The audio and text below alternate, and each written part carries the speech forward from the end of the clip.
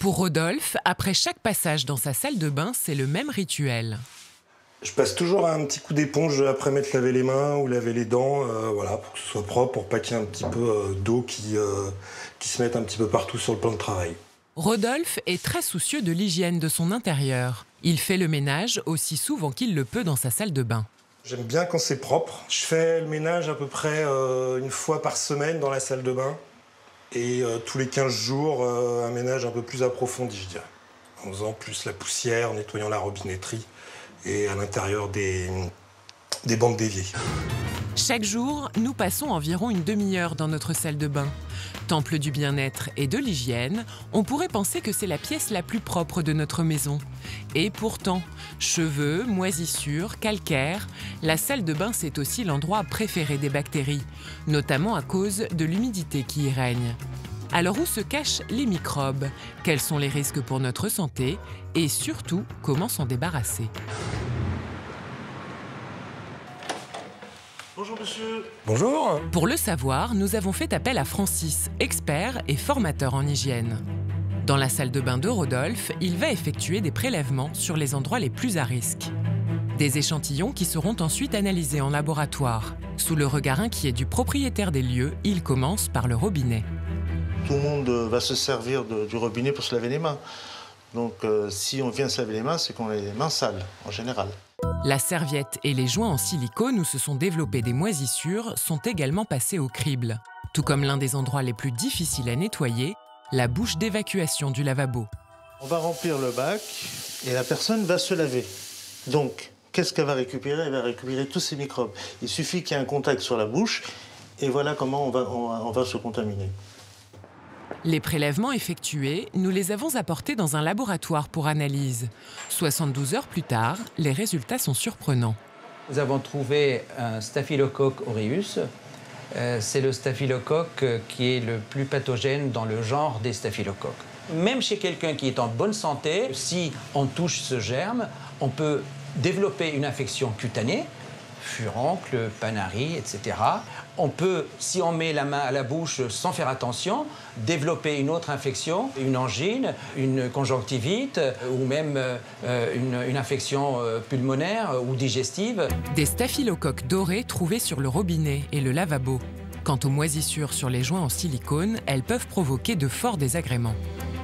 Ce sont des champignons qui peuvent entraîner des réactions allergiques. Le patient il va se plaindre d'irritation des yeux, d'irritation de la gorge, parfois une toux d'irritation. Si on est en contact et sans se désinfecter après, il y a un risque sérieux de se faire contaminer. En revanche, rien à signaler sur les serviettes, mais pour limiter les risques de contamination, lavez-les régulièrement. Retour chez Rodolphe. Francis, notre expert en hygiène, va lui donner quelques conseils pour éviter les dangers potentiels. On va commencer par le lavabo. En essuyant son lavabo après chaque passage, Rodolphe a pour l'instant tout bon.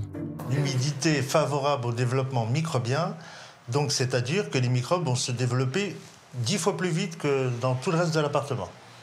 Donc il faut prendre soin de laisser la salle de bain le plus sec possible.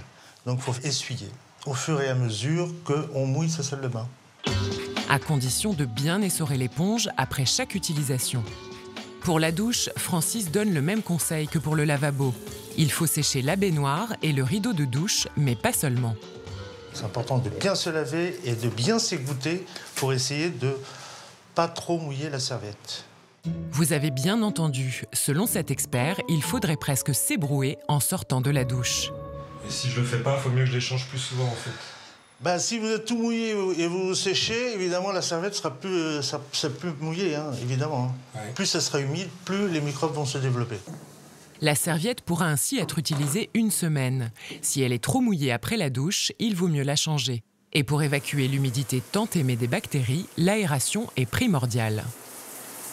Après sa douche, il est important d'ouvrir sa fenêtre ou avoir une ventilation, bien sûr pour ceux qui n'ont pas de fenêtre, au moins 15 minutes, hein, qu'on puisse aérer et que la salle de bain sèche. Parce que dans un foyer de 4 personnes, Vous allez diffuser à peu près de 7 à 15 litres d'eau dans la salle de bain. Pour conserver une salle de bain sèche et éviter la prolifération des bactéries, Francis conseille à Rodolphe d'établir un planning.